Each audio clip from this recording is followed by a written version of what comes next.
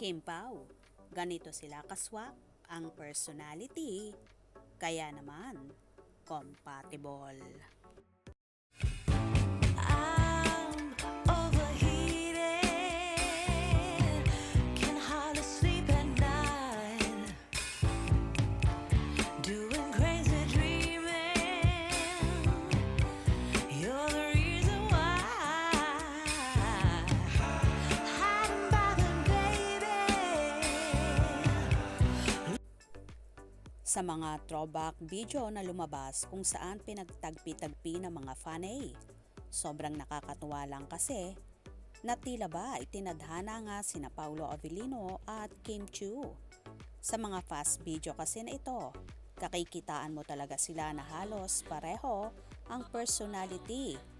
Si Kimi na walang kaarte-arte sa katawan, na ang sarap maging kaibigan. At si Paulo na ganun din, walang masamang tinapay kahit saan mo ilagay. Ito marahil ang mga katangian na nagustuhan nila sa isa't isa kung kaya sila naging swak at compatible.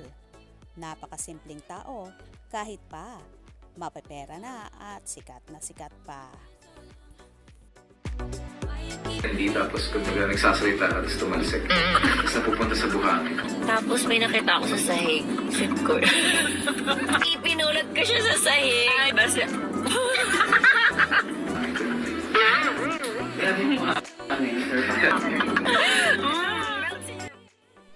Sobrang simple lang kasi nila pareho kaya naman hindi sila nakakailang i-approach. Si Paulo, naakalain mo na suplado, pero napaka-funny pala at may sense of humor. While si Kimi naman ay always energetic at walang kakeme-keme sa lahat ng bagay.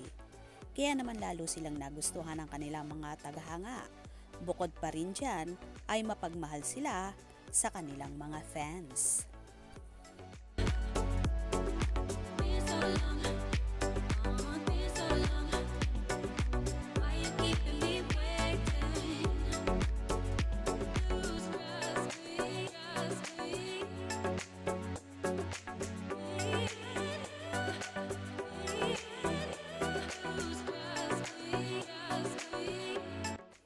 Kapansin-pansin naman sa Kim Pao na tila may namumuo na ngang sweet romance sa kanila na ayaw pa nilang ilantad sa publiko.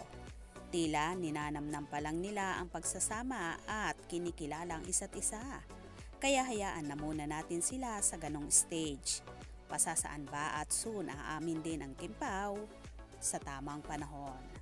Malay nyo naman, gulatin na lang tayong lahat na kasala na pala ang i-announce ng Chiu Pao. Gusto nyo ba yon? Kaya naman tumutok at huwag na huwag pahuhuli sa mga maiinit na kaganapan. Anong inyong magiging reaksyon sa bidyong ito? Comment below.